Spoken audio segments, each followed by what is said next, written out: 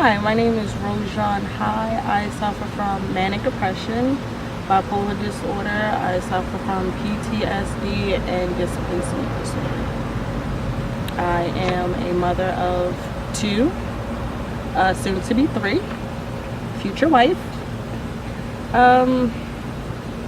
My diagnosis comes from years, dating back to when I was in the 7th grade.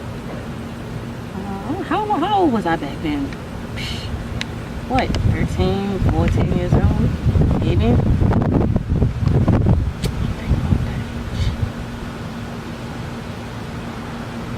Think about the age. I got diagnosed in 2012 with everything. I have been in mental institutions. I have attempted suicide numerous times. I've been a cutter for years. It's been a lot. It's definitely something that sits with you for life. From my 7th grade year in middle school up until I was 19, I was sexually abused, molested, raped by my grandfather, who ended up committing suicide back in 2012. And that kind of turned my entire family against me. Everyone thought that I was lying. Everyone thought that I was doing it for attention. But it was caught on video. That's actually how he got incarcerated, because it was caught on video. It kind of led to a lot. Dealing with that, dealing with my first heartbreak in high school, that kind of had me feeling very insecure about myself. Like I wasn't pretty enough, I wasn't good enough. Because I've always had my life planned out, like this is what Rhojon is going to be. Whether you like it or not. I just I give a flying fuck. Excuse my language, but I didn't. That's kind of how I've always been. And being slapped in the face and feeling like everybody's always turned their backs on me. It was very hard to deal with, and I didn't have people I grew up with. I didn't even have on my team anymore. Everybody turned their backs. I've been homeless, sleeping at the bus stop outside of Sinai Hospital. I've been hungry. I've been in drug programs and never touched a drug in my life, all because I needed a place to stay. Again, it's been a lot. So what made me realize that I needed help was I was actually walking with my father to his probation office, and I didn't feel right. I was mentally and emotionally tired. It's not like I was like physically tired, like oh my gosh I need to sleep. It's just like I'm homeless and I just need to unload. And he looked at me like, bro, what's wrong? Nothing. Kind of everybody's famous thing. Nothing. You can just see it on people's faces. Nothing. And he looked at me again, and we were literally in the middle of the street. We were out in the city somewhere too, so you don't gotta be ghetto, be standing in the middle of the street.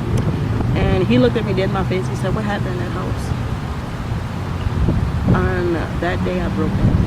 I've held it for years, and at this time it was summer 2012. I couldn't move anymore.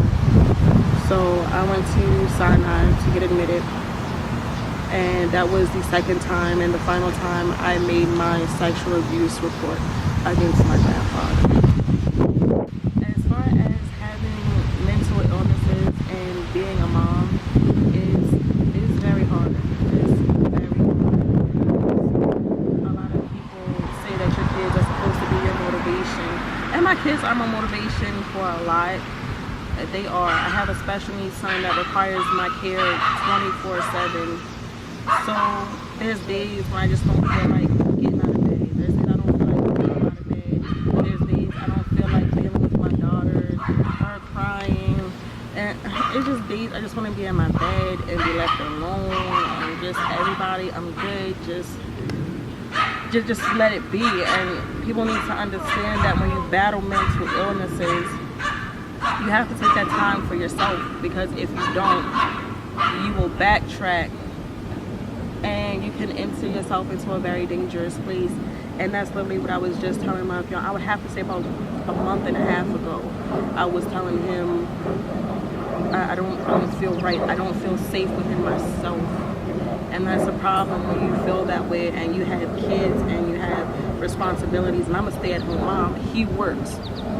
So it's frightening to know that you're having these thoughts, you're having these feelings, and you're alone with the kids. Now, I would never hurt my kids. Please don't ever misconstrue the two. I would never in my life hurt my kids.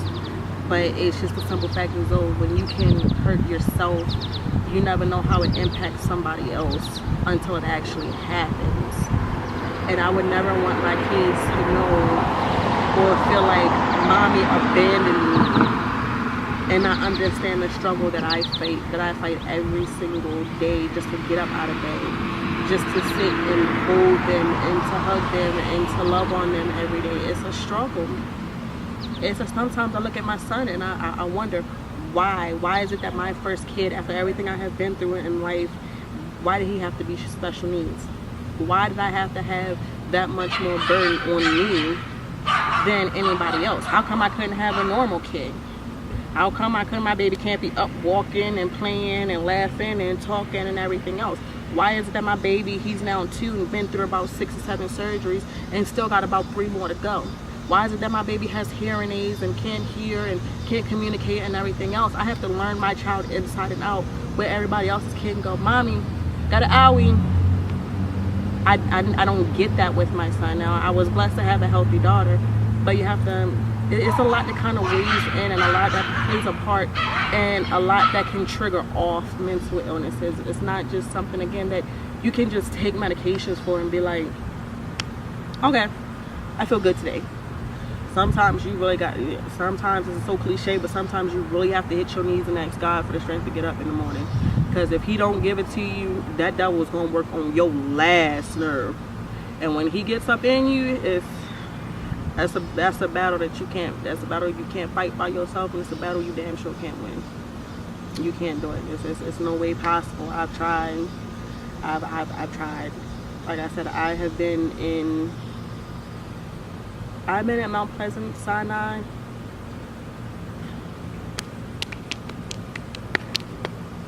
for many years.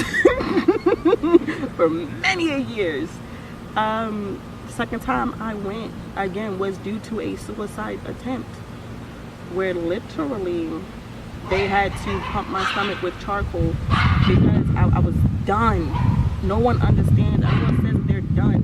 Everyone says they're tired, but you never understand what being tired really is. It's not a tired of, oh my God, I'm tired of my job. These people are just so fake. It's not a, oh my God, I'm tired of my kids. Somebody come get them. It's not that kind of tired. It's just when you're literally at your ultimate low. You can have everything in the world. Like, house is beautiful. My kids are in a very, very, very great place. Probably the best they have been in. I'm in a great place. I'm helping, and it's still that low that you hit that no one will ever understand. People just say, you got everything though. Okay, I can have everything.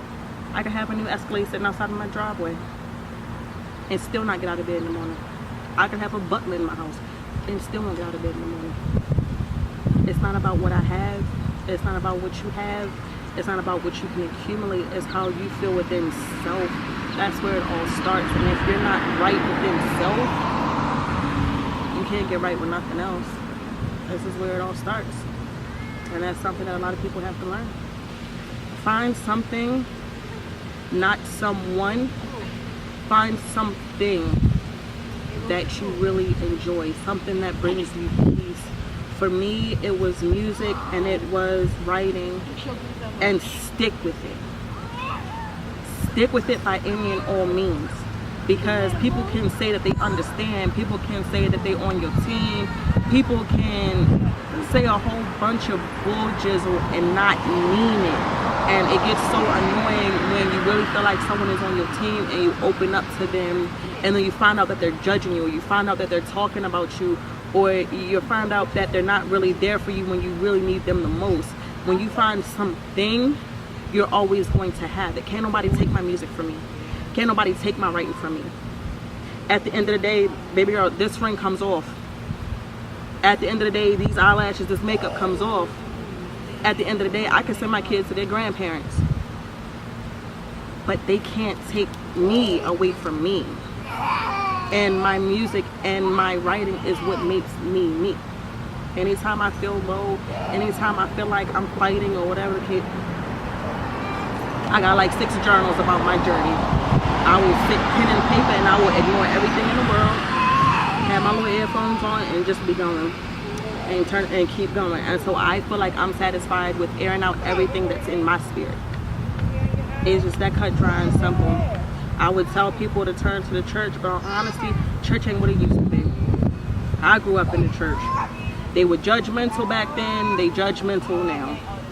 I'm gonna just keep it 100.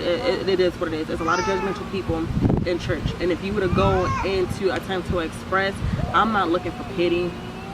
I'm not looking for no, oh my gosh, you need to do this, you need to do that. Anything is possible through Christ. I understand that. I'm just not trying to hear it. I'm really not. I need something to make me feel good right now. I need that right now, because it's this right now that I'm fighting this battle. It's not tomorrow. It's not when he feels like I'm ready.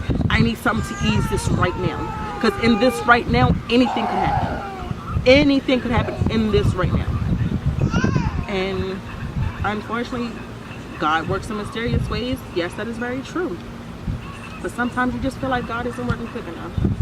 And you gotta get something. You gotta get something to shake that devil. You gotta get I remember being up Shepherd Pratt, and I used to always, I never went to sleep without listening to Tamla Man, Take Me to the King.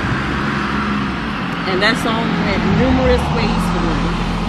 That song was an empowerment, but when I was at my low, it was just like, God, take me. I have nothing else to give at this point. Just take me, all of me. Just forget it. I don't have anything else. I'm ready to go. I have no purpose to continue to walk this earth. There's nothing left. So my advice is to find something, not someone, something, and stick with it. My name is Rhojon, and you are not alone.